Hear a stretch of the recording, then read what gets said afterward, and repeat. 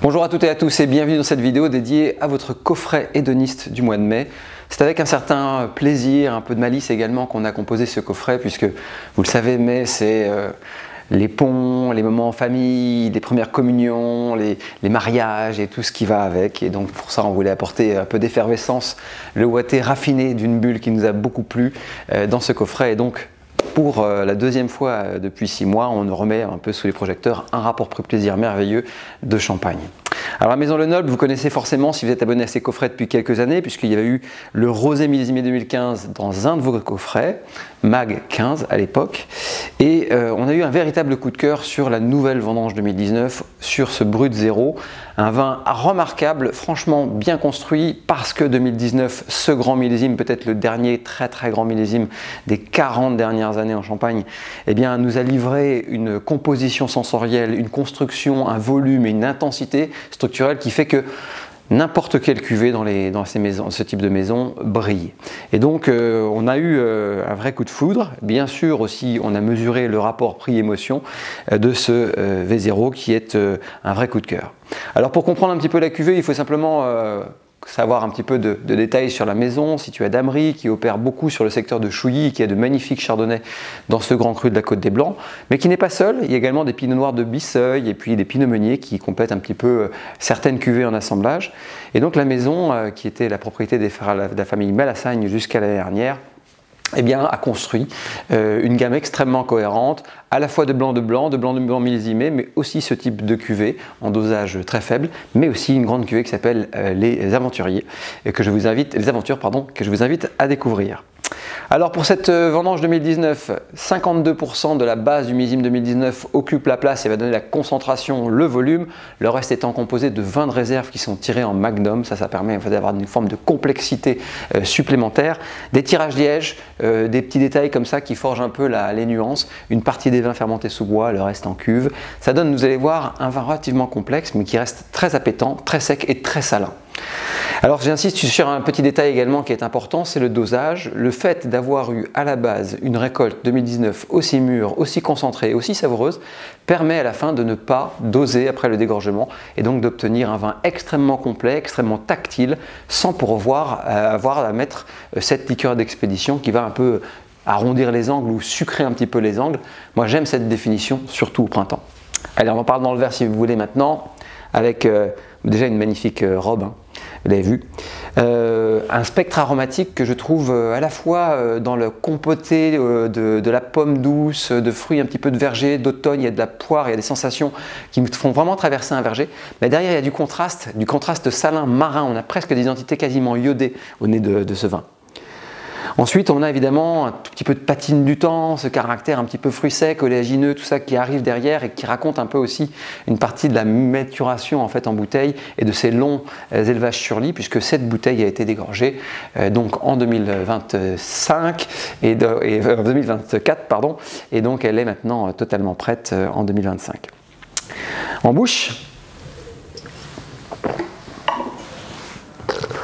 3 choses à regarder dans cette cuvée. La première chose, c'est le volume concret. On a en fait affaire à un joli blanc avec de la texture et de la mâche. Derrière, vous noterez que ce qui est très dynamique en termes de sensation, c'est le cœur de la langue. On est très salin, on est vif, on est minéral, mais on n'est pas acide. Et ça, c'est la construction des millésimes de grande dimension comme 2019. Et puis derrière, on a une effervescence qui est extrêmement ouatée, très délicate, qui laisse la place au vin. Et ça, j'aime beaucoup. Et cette effervescence raffinée, elle est bien sûr liée au fait qu'on est allé jusqu'au bout du rêve en termes de maturité. Bref, un triptyque de détails qui font que, à la fin, pour une cuvée entrée de gamme comme ça, je dis entrée de gamme parce que le vin reste relativement raisonnable dans l'offre des champagnes non millésimés, eh bien vous avez quelque chose de relativement complexe et de très abouti. Et ça, c'est pas donné à chaque fois. Alors évidemment, il faudra l'apprécier pour ce qu'il est, un magnifique champagne d'apéritif, de vertu gastronomique également. Si vous allez chercher un peu de cru, d'iode, de relief un peu marin, puisque ce genre de dosage zéro adore ce genre de moment. mais aussi vous pourrez peut-être l'amener, pourquoi pas, sur des constructions un petit peu nuancées, du feuilletage, tout ce qui aura un petit peu de gras, des crèmes, des sauces un petit peu onctueuses, des risottos, des choses comme ça, puisque le champagne apportera un peu de dynamisme à la proposition. En tout cas, c'est une cuvée remarquable de rapport prix-émotion et c'est ce qu'on voulait évidemment souligner dans cette vidéo, au-delà bien sûr de votre coffret. Sur ces mots, je vous souhaite une belle dégustation et à vous dire tout de suite pour la deuxième bouteille.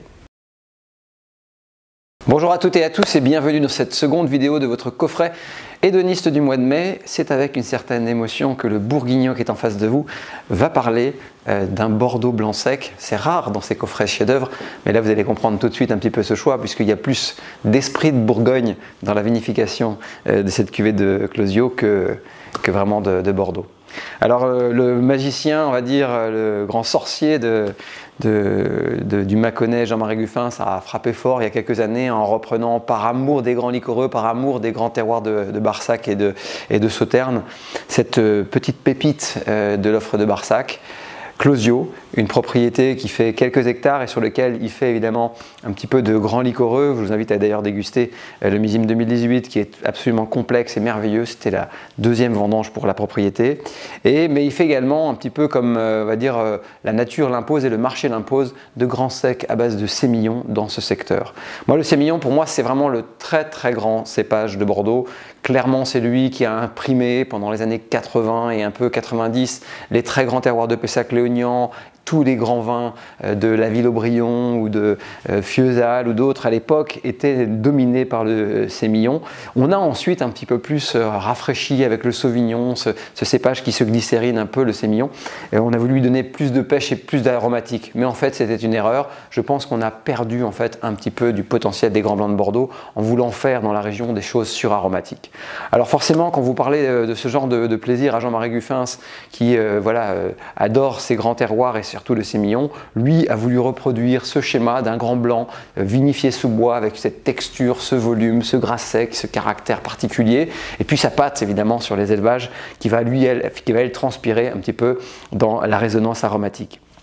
On a mis dans votre coffret le dernier millésime commercialisé par la propriété, c'est important, c'est 2022, année précoce, plutôt solaire, avec la capacité qu'avait ce millésime à conserver grâce à un petit peu de rendement supérieur ses équilibres et de la fraîcheur. C'est un vin qui titre 13,5 degrés d'alcool et vous allez voir que dans le verre on retrouve en fait tous les codes, tous les sens du travail de Jean-Marie Guffin en Bourgogne appliqué à la sémantique aromatique du sémillon. Alors dans le verre, vous allez voir, ça sent divinement bon. D'ailleurs au premier tour de verre, je vous mets vraiment au défi de dire que c'est un blanc de Bordeaux, puisqu'on n'a pas le caractère amandé, aubépine, amande douce qu'on a d'habitude sur les blancs de sémillon. On est sur un prisme aromatique avec des fûts bourguignons là, qui viennent de Bourgogne, qui sont un petit peu plus présents. Donc aromatiquement, on est plus, ça chardonne un peu, on va dire, mais vous allez voir que derrière, il y a quand même quelque chose qui appartient clairement à Bordeaux. Donc quand on a fait abstraction de très léger grillé fumé, de la petite réduction popcorn qui habite le fond de ce verre, vous allez voir, on retrouve quand même un petit peu de miel frais, ce caractère un petit peu amandé et les fleurs blanches qui sont avec. En tout cas, c'est un vin qui va mériter à s'aérer et que je vous invite à carafer si vous le servez. Servez-le à l'aveugle, bien entendu, pour piéger vos amis. En bouche.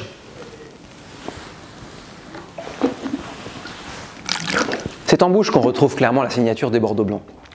On n'a pas forcément le même coffre, le même volume et le gras sec du chardonnay quand il est vinifié sur ces lits fines. Là, on a quelque chose d'un petit peu plus fin, un peu plus fuselé. On retrouve un très léger prisme aromatique, un peu tropical, mais un tropical végétal. Moi j'ai des petites notes de carambole, des sensations comme ça qui vont apporter un petit peu aussi qui vont trahir un petit peu plutôt le sémillon dans ses sensations. Vous noterez également que c'est un vin qui garde une forme d'énergie et de fraîcheur, quelque chose qui s'affale un petit peu moins et qui est moins gras et moins onctueux que le chardonnay.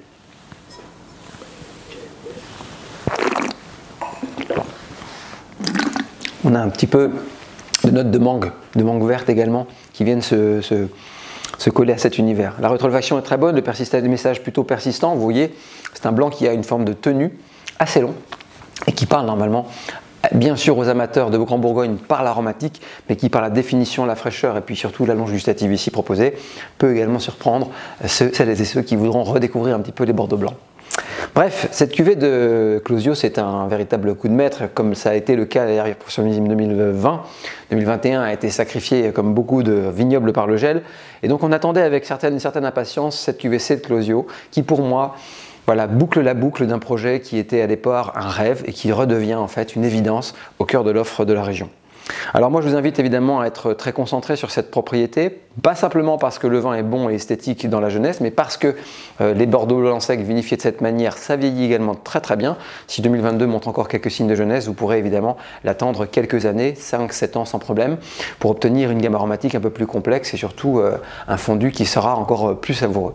Côté rapport prix-plaisir, vous ne pourrez pas critiquer évidemment cette bouteille, puisque c'est un vin qui oscille entre 25 et 27 euros. Et pour lequel on a évidemment une forme de satisfaction sensorielle qui va bien au-delà de ce qu'on pourrait imaginer simplement quand on regarde l'étiquette en disant Bordeaux blanc sec. Voilà. Donc le talent a transcendé un petit peu l'appellation, vous l'avez compris, et c'est surtout un tirage que nous sommes fiers de mettre dans ces coffrets. J'espère que vous vous en régalerez. Sur ces mots, je vous souhaite une belle dégustation et à bientôt autour d'un verre.